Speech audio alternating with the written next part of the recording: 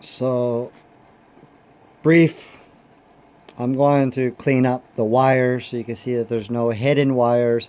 They talk about generating your own power and making it run. I haven't got it to click over yet because I need to get this current, but with adding a battery in line to hold the charge, I believe that's what I can do. But what I have gotten so far is a speed controller for bike for motors on Axis machines. What do you call it?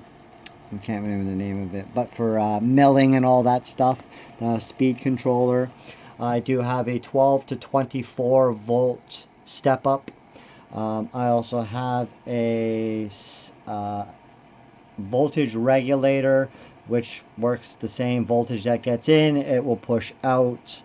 I have it hooked up to a electric bike motor, and then I bought a pulley, and then this is just a plain 90 amp alternator. I can move this stuff so you guys can review and see there is nothing going on under here. Two wires that go to your stator. There's my power wire, which I have hooked up to my voltmeter directly here, so I can step back and give you guys a picture of that. For the power source right now, I'm using a power inverter for our computers, stuff like that. Bought it off of Amazon. It is 12 volt, 480 watt, 33 amp or something like that, 12 volt, adjustable. Down there, as you can see, I have it running at 12 something volts.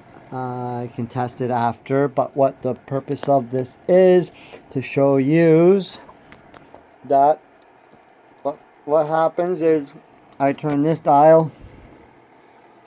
It'll tell you the percentage of my speed.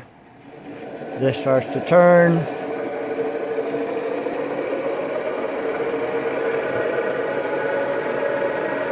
Slowly increasing the speed.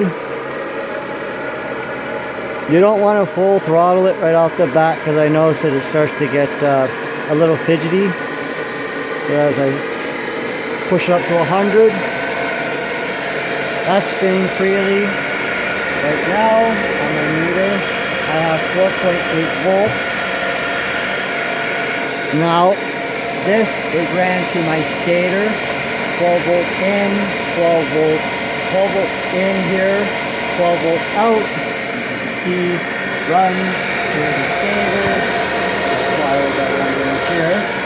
Now, when I take this and you supply 12 volts to your regulator, which goes to your stator, you will see as I turn this, that voltage will go up and you will hear a drop.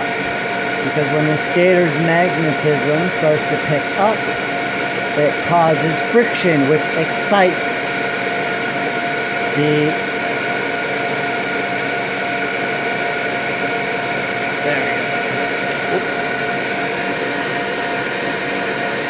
This needs to be turned a lot because you have to remember, but it'll just spike out of nowhere.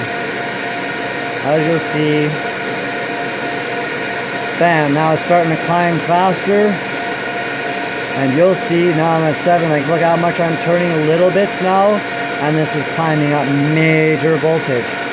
And as you see, I can keep turning, and I got 13 point. We'll go up to 13.7, right about there-ish. Now we're sitting there. There you have it. Running at your place. Now you can get a sine inverter, something like that. I have a 16 volt capacitor battery. I also have a 800 watt car battery for car audio. By Kinetic, which I'm going to drop in line because I have a stereo system in. As you can see, that's gone up to 14. This is increasing because the speeds, everything is good. So, two things you can do. I don't need that much, so I will back this off because I noticed that's one thing. Two things. This has like a 2-second, 3-second, 5-second increase or a delay because the way that it reads. So I'll turn that down just a hair, and that's good anyways because you want it to spin either lighter, that way it's less engine, less work on the motor. This also goes up to I think 36 volts, so you can do all that. This here is it's very cheap. I think that a better one or some sort of capacitor inline there to give it a better charge. To give this, because this thing can spin a heck of a lot faster than what this is saying, because this says this can spin up to 2,500. As you can see, I got just a plain bearing, spaced it with a piece, that way I can try to make sure that all the line is pretty good and I'm not chewing the crap out of my belt. As you can see, if I stand back, you can't see as there's the shadow, and the shadow disappears. That's running on a very, very smooth line. There's no warp to that. I got very lucky putting this in. This is not even bolted in or anything like that. I could put a screw in here to separate the wood to really clamp it. I could push that down right now. But anyways, just a rough idea that you could do this. Now what this purpose is for on websites, on YouTube, they show people making out in the woods their own power supply. And my purpose is this, to show you can make your own power. So say if you did go out to the wilderness or have power failures, you could start this up. Hence where the battery comes in, because once I put the battery in, I'll be able to get rid of this, charge the battery and run that. Now here's the real question is going to be, because I know I needed a bigger alternator. I messed up on that. I should have got one that has a lot of power to it, because amps times voltage gives you a lot more power, more current to run off of things. Now I also heard about using microwave transformers, and it turns it into like a taser. You can turn it into pretty much a welder. So then you could use another step, another voltage regulator, but a high-end one with better heat sinks or a little bit hotter, but you can put it in line. So then you can run, you got it, a house.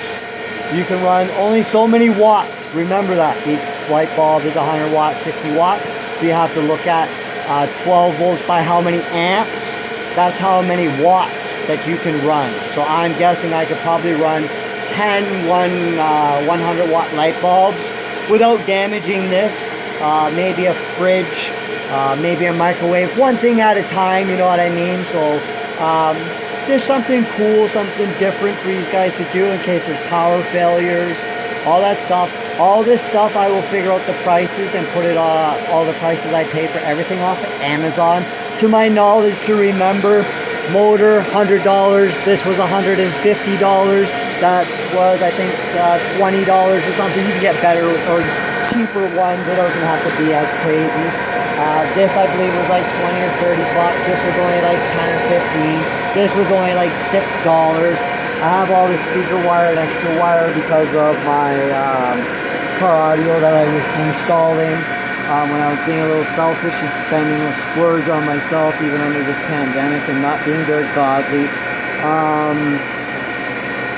But it was therapeutic. I know that sounds like it's justifying, but honestly, we all figure a way. I just didn't want to pollute my temple, which polluting the temple either way, it's all the same when you really break it down.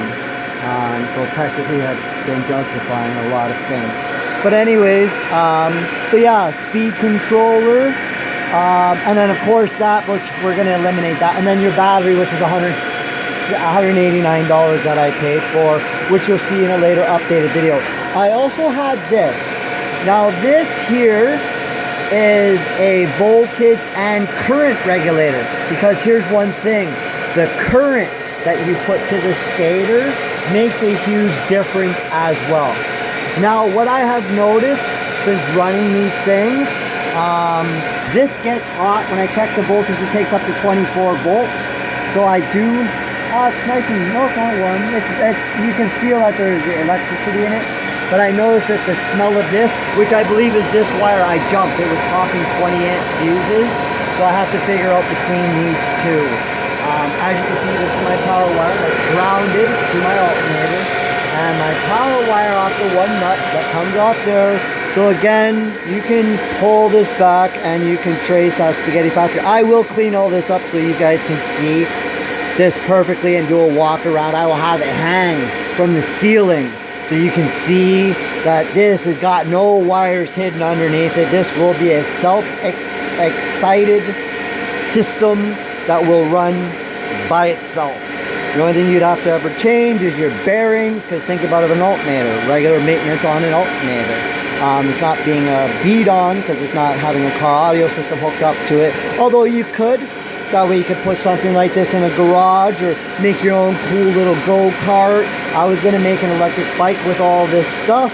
That was the whole goal, but then I started thinking about power failure because I'm seeing the shit that the government's doing, and I can imagine there'll be no time. This is pretty cool. If homeless people would have thought of something like this when they were getting CERB checks to buy this, because that you can then power, you got it, a heater. So, you know, small stuff like that, and it's not very heavy. But anyways, my name is Shane. I go by the name Enoch because I've built my relationship with God. I do not have a religion. I'm not going to get into that right now, but you all know who I am anyways. Power to the people. Glory all to God, which name is truly Arabat. It is not Yahweh. It is not Jehovah. It is not none of those things. If you want to know all that kind of information, follow me on TikTok as White Knight, son of Sword of God. Also, you can find me on YouTube, and I will also post all that kind of stuff. May God bless you and protect you all, my friends.